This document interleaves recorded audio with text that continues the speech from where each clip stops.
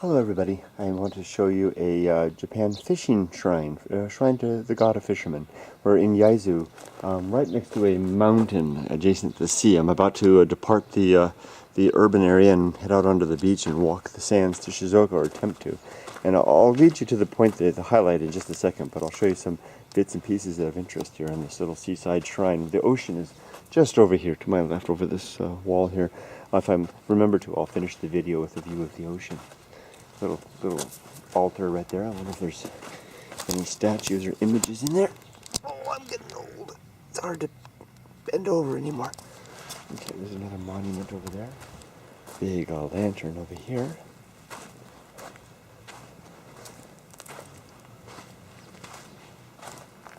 Here's a little shrine. Oh, that one's seen better days. That torii in there is quite worn. Some offerings, some coin offerings. Some information about the lantern. Must be an important item in some capacity. If anyone wants to try to read that, I'm sorry if it's not close enough. Beautiful. I mean, this thing's huge. Look at the size of it compared to my hand. It's immense.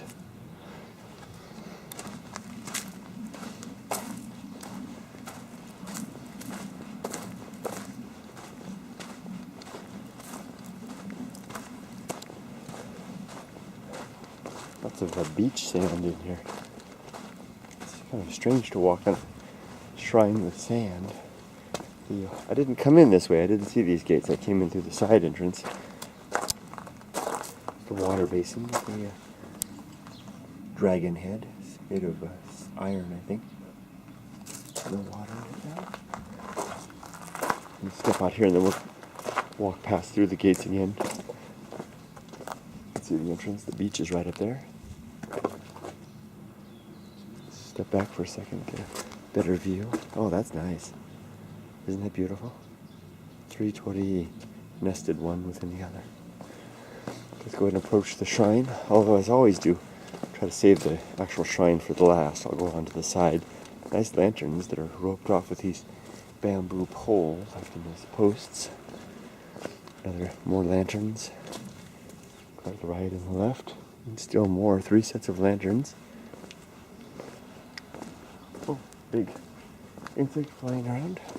Is there a koma inu?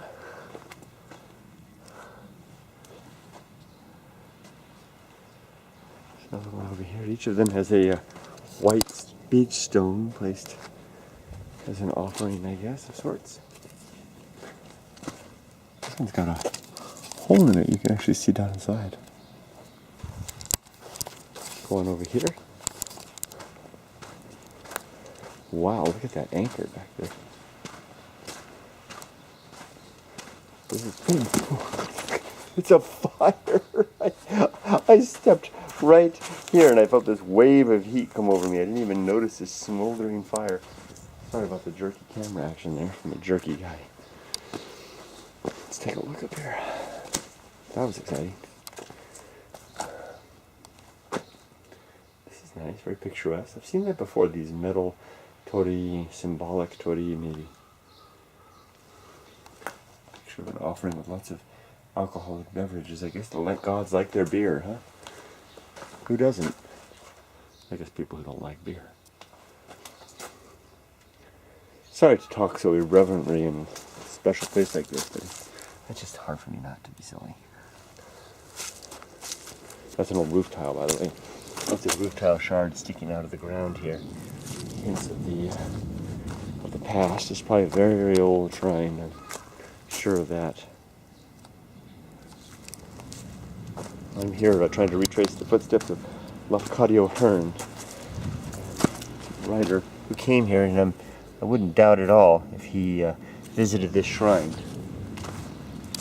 I'm sure it's quite old, and I know he came to the seaside here. Let's take a look at this anchor. Goodness gracious me. Wow. That part over there is just barely hanging on. The mosquitoes have found me. No, it's no mind. Oh, a couple of Inari Kitsune fox statues over here. This one, wow, this one's old. This is a special one. That's a really special one. I used to sell these things And something like that in an auction would fetch a pretty price.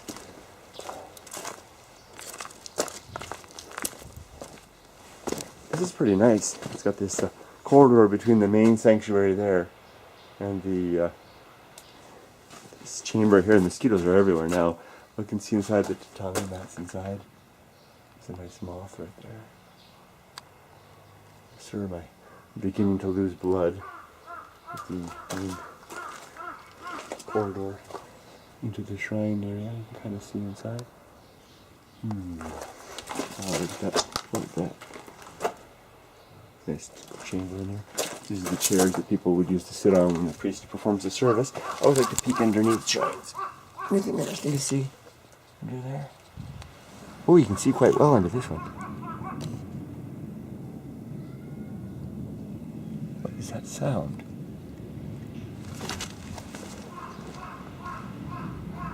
What is that? Hopefully a plane. I don't know why I was thinking about tsunami. I was looking at tsunami safety stuff earlier. Nice. So here's the main altar here. These kids are out here looking at me. Boys. Here's the symbiotic offering box. The hemp rope for ringing. The hemp rope for ringing the bells. Oh, curious. There's one big bell and several small bells. Large shmenoa there. And I'm saving the best for last. Not over here. We'll have to come back. There's more. Let's go take a look over here. Perhaps these are for shoes? Shoe boxes, maybe? More lanterns. Wow, this would be a great place for finding insects. Mukade and like, oh ho ho. Look at that. Those are some sweet, beautiful inari. So this is an inari shrine to the god of the rice harvest, of grains in general. There's the altar right here. And beautiful wooden structure in its own, wooden building to keep it safe. And then right at the center there's a torii gate. On the sides there are dragons carved, and I think that's a fish. Is that a fish? Maybe. After all, this is a seaside altar. Another dragon there, and then a very small inari messenger fox.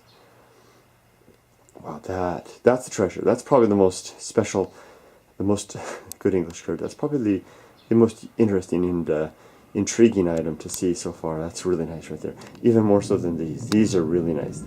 I've never seen anything quite like that. That character, that facial expression on these foxes. The ears are broken on this one. This one's intact. That's really, really nice. But as an antique dealer, in terms of appreciation, I like these a lot. But this one right here, that's really caught my eye. That's really beautiful. And then over here, all kinds of more contemporary inari fox statues. These are the more modern style. Over here as well. There's a couple back there that have an older look to them. But that's special. This is the whole thing. The whole place is special. This is a really special place, people. I'm sorry, I shouldn't call you people. So, where did I come up with stuff like that? Thank you for looking at that though with me. Wow, what a treat to see such beautiful shrine foxes. There, I've saved the what I thought was the best, although those foxes may turn out to be even better still. This is the community center here, where the community will have their meetings and stuff. Not so much for the community itself, but for the purpose of the festivals and stuff like that. And they have a calendar here, mark the days, events that are occurring in the day. I imagine back in the day there must have been a time when this was much more active, and things would have been happening here throughout the week, community things. Here's the Badman poster, wanted list and stuff like that. Beautiful, isn't that nice with the glass? Wow. This is Getabako. You put the shoes in here, put on the slippers before you go inside. These put out here for it to stand on, and this will be just covered with shoes and sandals and stuff when activities are occurring. Let's take a look at the statues here. This is what I wanted to show you. These are two Shinto gods. It's pretty rare actually to see statues like this of them this large anywhere in Japan. I see them smaller statues often. I used to have a huge collection of them actually, personal collection. I have probably maybe 30 to 50 of each of these small sized ones that I've collected when I was a dealer.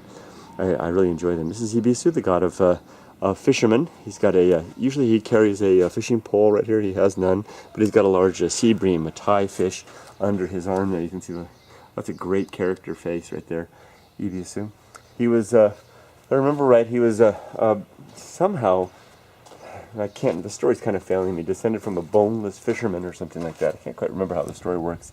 I shouldn't try to venture into explaining where my memory doesn't work anymore. And this is a Daikoku, or Big Black. He is another luck god. One of them is the father, reputedly, of the other. I don't remember which. Daikoku has that characteristic, trademark smile. His luck hammer that he waves at people to dispense good fortune. He's sitting upon 2 bales of rice, another symbol of prosperity in Japan, and he's carrying his luck sack. Sometimes this god is called the Santa Claus of Japan because he's got this sack over his shoulders that he carries, this treasure sack, basically. This is Daikoku, Big Black, and Ibisu. The reason Daikoku is called Big Black is that in the past, Japanese people would put statues about yay big, about this size, in their homes and their rafters as good luck. The smoke from the chimney, from the indoor fire, would waft up into the rafters and coat everything up there with a black soot. And those Daikoku statues, which were made of a terracotta or other ceramic substance, would become, night black with the soot deposits. And so Dai means big, black, big black. Very interesting pair of gods, and not unusual to see them given a fishing. That's why I think this is a fishing shrine. The fact that Ibisu is here, the anchor as well. Let's take a quick look at the ocean, shall we? And then we'll close this one off. It's very nice. A seaside shrine next to this mountain. Here we are. Graveyard over there. Here we are. To see. I wonder if I'm going to be able to get around those rocks over there. There we are. Well, that's where I'm headed over there. I'm going to head over there and try to get around this corner and make my way on the beach to Shizuoka if possible. Wish me luck, everybody. Thanks for joining me at the shrine. Take care.